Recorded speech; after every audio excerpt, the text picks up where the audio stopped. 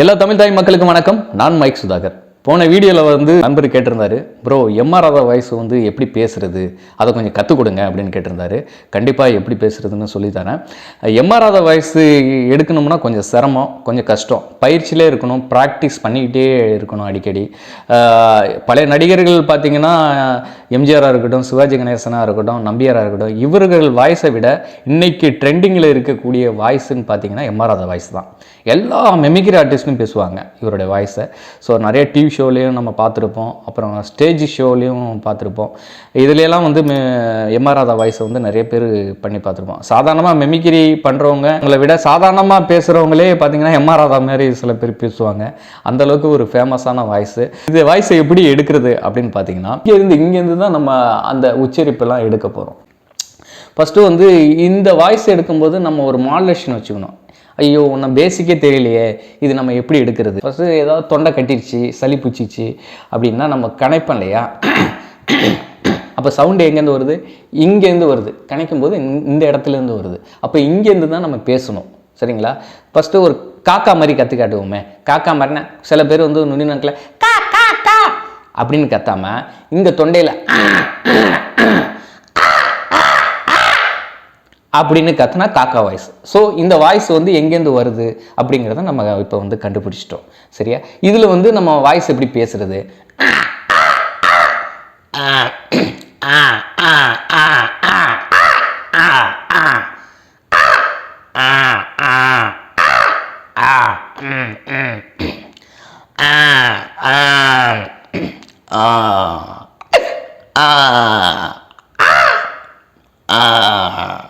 நம்ம நாட்டில் என்னை பார்த்தா நாலு நல்லவங்க கூட தேர மாட்டான். இவனுங்க எப்போ பாரு நல்லது செஞ்ச வர்றவனுங்கெல்லாம் அது நொட்டை இது நொட்டைன்னு சொல்லி அனுப்பிடுறானுங்க. அண்ட் சினிமா ஆன்மீக மக்கள் என்னென்னு பார்க்குறீங்களா? என்னங்கப்பா, வீட்டை விட்டு ஓடி போன ஒருத்தன் மண்டை நிறையா முடிய வளர்த்துக்கிட்டு மூஞ்சி நிறையா திருநீரை பூசிக்கிட்டு தன்னை சாமியார் சித்தன்னு சொல்லி பைத்தியக்காரத்தனமாக சுற்றிக்கிட்டு இருக்கான். உடனே நம்ம மக்கள் அவன் கையிலையும் காலையும் விழுந்து அவன் சொல்கிறதை கேட்டு அந்த பரிகாரம் இந்த பரிகாரம்னு முட்டாள் காரியம் பண்ணிக்கிட்டு இருக்கானுங்க. ஆனால் ஒன்று மட்டும் சொல்கிறான்டாங்கப்பா, அவன் பைத்தியன்னு அவனுக்கே தெரியாது. இதுதான் உண்மை. சமீபத்தில் நடிகர்கள் இவங்க ரெண்டு பேருமே கருங்காலு மாலைன்னு சொல்லி ஒரு மாலையை மாடிக்கிட்டு இருந்தானுங்கடாங்கப்பா. உடனே நம்ம ஆளுங்க அவனுங்களை பார்த்து, ஆஹா இதே மாதிரி நம்மளும் மாலையை போட்டா பணக்காரன் ஆயிடலான்டா, பணம் கொட்டுண்டா அப்படின்னு நினைச்சிட்டு போய் அங்கேயும் இங்கேன்னு பிச்சுக்கு பிடிங்க இந்த கருங்காலி மாலையை போய் வாங்கி வாங்கி போட்டானுங்கடா. அதை பார்த்து ஒரு 10 பேர் ஆன்லைன் பிஸ்னஸ் பண்ண ஆரம்பிச்சிட்டான். இதில் ஒரிஜினல் எது, டூப்ளிகேட் எதுன்னு வேற. இவன் வித்தா டூப்ளிகேட்டு, நான் வித்தா ஒரிஜினல் அப்படின்றான். என்னங்கடா உலகம்? இதெல்லாம் மக்களே சொல்லணும். மக்கள் வடிகட்டின முட்டாள். அவனுங்களே ஒன்றும் இல்லாமல் தான் அந்த மலையை போட்டுட்டு அலையிறானுங்க. சில பைத்தியத்துக்கு தெரிய மாட்டேங்குது.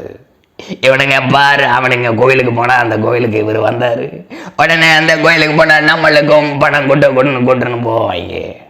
ஆனால் ஒன்றுமே ஆகாதுற. அதனால் மக்கள் உஷாரா இருங்கோ, நம்பிக்கையோட உழைங்கடாங்கப்பா. உழைச்சாதான் காசு வருன்றது எந்த முட்டாளுக்கும் தெரியறதில்லை. உழைங்க, ஏமாத்தாதீங்க, ஏமாறாதீங்க. நன்றி. அதமா இப்படி இந்த மாடுலேஷனில் தான் நம்ம எம்ஆர் ராதா வாய்ஸ் எடுக்கணும். இப்போ உங்களுக்கு ஒரு ஐடியா கிடச்சிருக்கும் எப்படி நம்ம எடுக்கிறோம் அந்த வாய்ஸை அப்படின்னு. சின்ன ஒரு பேசிக் ஐடியா கிடச்சிருக்கும். அந்த டைலாக்கை எழுதுங்க, மனப்பாடம் பண்ணுங்க.